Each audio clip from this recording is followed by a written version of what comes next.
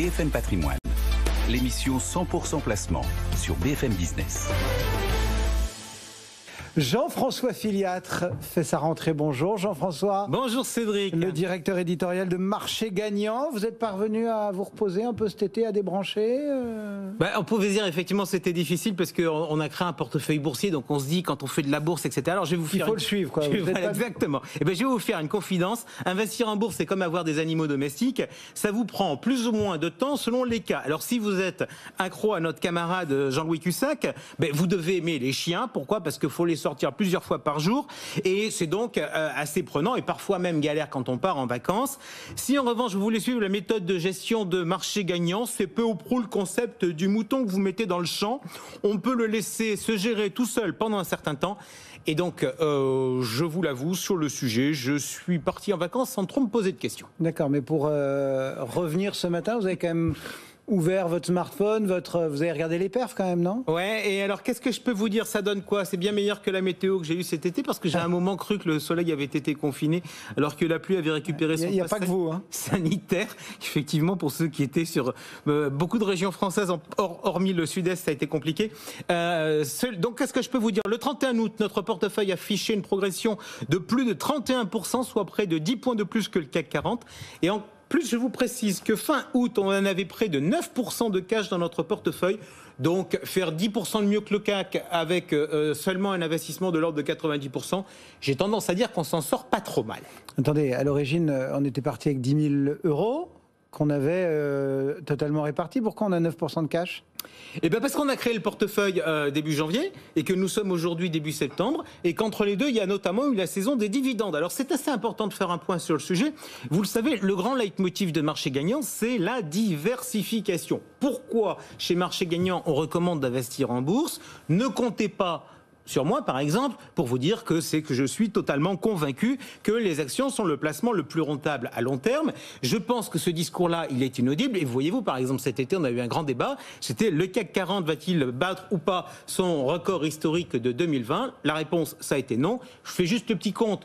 2020-2000, ça fait quand même, le record de 2000, ça fait quand même 20 ans. On n'a pas battu le record il y a 20 ans. Oui, mais enfin là, c'est parce qu'il est sec. Il n'y a pas les dividendes, mais si on prend le CAC dividendes réinvestis, il a déjà battu son record. Ouais, alors je vais vous donner une citation de Ben Bernanke, c'est l'ancien patron de la Réserve fédérale, qui disait à propos des mesures non conventionnelles qu'il avait mises en place, ça marche en pratique, pas en théorie. Eh bien, votre discours, votre histoire de CAC 40, c'est l'inverse, ça marche en théorie et pas en pratique. Pourquoi ?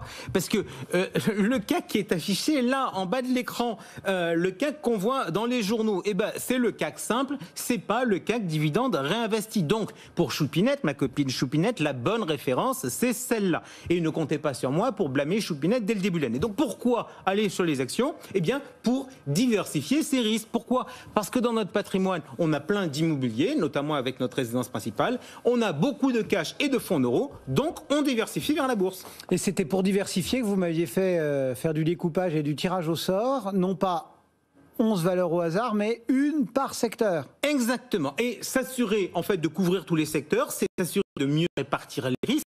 Bref, de ne pas avoir tout son argent au mauvais endroit, au mauvais diversification. En fait, ça.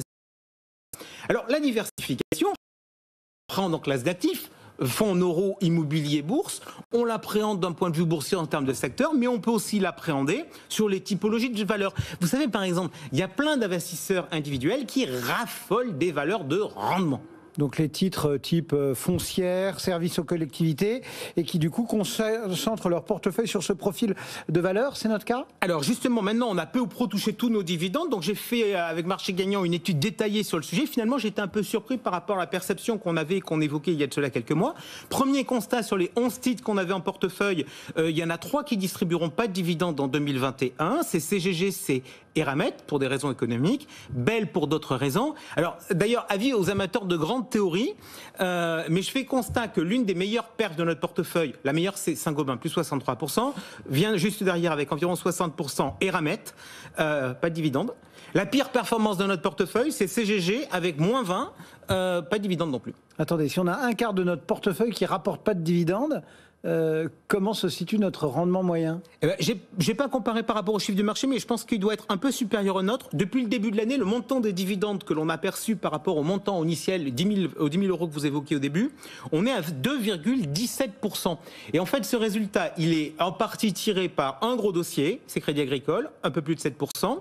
Deux dossiers qui sont relativement importants, c'est-à-dire Veolia et Saint-Gobain, qui sont aux alentours de 3,5% de rendement. Oui, mais alors Crédit Agricole, par exemple, c'est une banque. La BCE va lâcher la bride aux valeurs bancaires sur la distribution, c'est-à-dire qu'on va avoir du RAB? En tout cas, vous avez bien vu sur le sujet de la BCE. Alors la BCE avait recommandé l'an dernier, au printemps, aux banques de ne pas distribuer de dividendes. Ensuite, elle avait renouvelé cette recommandation. Ensuite, elle avait adouci cette recommandation. Et effectivement, à partir du 30 septembre, la BCE desserre la bride et va supprimer les contraintes qui sont liées à la crise du Covid. Alors en pratique, BNP Paribas a fait le choix de verser un dividende complémentaire. Ça sera justement fin septembre. La Société Générale et le Crédit Agricole, eux, font un choix différent. Ils privilégieront les rachats d'actions. Donc, on n'aura pas plus que les 0,8 centimes par action, les 0,8 centimes, euros, pardon, 80 centimes par action Crédit Agricole. Juste quand même pour l'anecdote, on a touché 217 euros de dividendes et le Crédit Agricole, à lui tout seul, est responsable de 70 euros, soit près du tiers du total, alors que dans notre portefeuille, le Crédit Agricole ne pèse que 8% du portefeuille. Donc, on a touché 217 euros de dividendes et vous nous dites qu'on a 9% de cash. Vous n'avez toujours pas compris? Ouais. Allez, je reviens sur mes histoires d'animaux. Pendant les vacances, Cédric, si vous étiez au bord de la mer, vous avez pu vouloir aller à la pêche. Et là, je vais vous expliquer, vous avez plusieurs techniques. Vous avez le lancer-ramener, donc vous lancez votre appât et après vous le ramenez en le travaillant. Alors ça, je dirais un peu, c'est pour les amateurs de chiens parce que vous êtes toujours actif, vous êtes toujours en train de travailler. Et puis, vous pouvez aussi opter pour la pêche à la traîne. Alors là, vous mettez votre ligne à l'eau, vous avancez à bas régime avec votre bateau et puis vous laissez faire. C'est la stratégie de l'amateur du mouton. Donc, est-ce que, par hasard, vous auriez en mémoire un ordre de bourse que l'on aurait passé début juin? Bah oui, Iliad. C'est ce que tous nos auditeurs avaient décidé. Exactement. Alors, la méthode de marché gagnant recommande aux moutons de ne pas se faire tondre. Donc, vous pouvez regarder, c'était l'émission du 3 juin. Les auditeurs avaient dit on vend Iliad, j'avais dit ok pour vendre Iliad puisque c'était la décision, mais on va fixer un ordre de vente 3% au-dessus du dernier cours d'Iliad. Ça c'est un concept qu'on développe chez Marché Gagnant, c'est l'ordre bonnes affaires. Alors, on avait donc passé un ordre à 137,87 € avec une durée de validité annuelle. Alors, au début on s'en était approché et puis Iliad avait baissé jusqu'au jour où on était le 30 juillet de mémoire.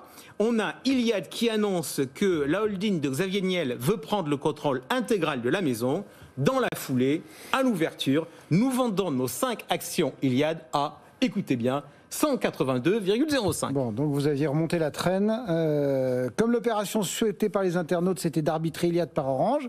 Vous avez du même coup acheté Orange? Non, l'objectif premier, c'est que les épargnants s'approprient le portefeuille, soient capables de le reproduire et soient capables de comprendre. Bref, c'est de la pédagogie. Et voyez-vous, aujourd'hui, c'est la rentrée des classes, ça tombe plutôt pas mal. Donc, j'ai rien fait cet été, parce que moi, je dis toujours qu'il ne faut pas être pressé. Donc, on va passer l'achat aujourd'hui. Et puis, on va expliquer le raisonnement. Alors, combien on a de cash? Aujourd'hui, dans notre portefeuille, on a 1127 euros de cash, ce qui pèse 8,6% du total. Vous l'avez rappelé, au début, on a cherché à faire quelque chose d'équipondéré. Donc, quand on fait quelque chose d'équipondéré et qu'on a 11 valeurs, ça veut dire que chacune des valeurs est censée peser 9,09% du total. Donc, on n'est pas parfait. Je suis à 8,6, mais on n'est pas loin. Ouais, c'est pas loin. Donc, on va pouvoir se dire qu'on va utiliser tout le cash que l'on a pour faire notre opération. Deux, on va se poser la question de savoir si l'action Orange nous permet d'avoir une assez bonne adéquation avec notre montant à investir, parce qu'on ne peut pas acheter des actions en bout d'action, en part d'action, notamment lorsqu'on est sur le PEA. Or, l'action Orange, elle cote moins de 10 euros. Hier soir, elle était à 9,6 euros. Oui, 9,63,6 ce matin. Et du coup, vous allez tenter de faire de la gratte un peu? Bien sûr. Comme d'habitude, pour définir mon prix d'achat, je pars du cours d'hier. Et là, comme nous sommes à l'achat, je vais tenter de faire de la gratte, toujours 3%. Donc, ça me donne un cours à 9,35 € parce que j'ai pas envie de passer des ordres avec 3 chiffres après la virgule. Donc, l'idée aujourd'hui, c'est qu'on va passer un ordre d'achat de 120 action Orange à 9,35 €. On va quasiment donc manger toutes nos liquidités et on va passer cet ordre avec une liquidité, avec une validité révocation. Bon, donc c'est une nouvelle opération sur le portefeuille. Vous avez d'autres choses nouvelles à nous indiquer? Eh bien, comme l'heure tourne, je ne vais pas poursuivre. Je vais juste vous dire qu'il y a quand même 2 dossiers qu'on va regarder. On va regarder le dossier CGG. Pourquoi? Parce que ça ne pèse plus que 5% de notre portefeuille. Donc il va falloir savoir s'il faut renforcer, choisir une autre valeur énergétique ou sortir du secteur. On parlera peut-être à cette occasion de réchauffement climatique. Et puis il y aura le dossier de Bell à suivre aussi. Pourquoi? Parce que la boîte a vocation à être rachetée, à faire l'objet d'une offre d'ici la fin de l'année. On traitera tout ça dans les prochaines semaines. On a du pain sur la planche. Je vais rester, selon mon principe, on investit en bourse tout en restant cool. Le jingle mouton pour Jean-François Filiatre. À tout à l'heure pour les réponses aux questions. À toutes.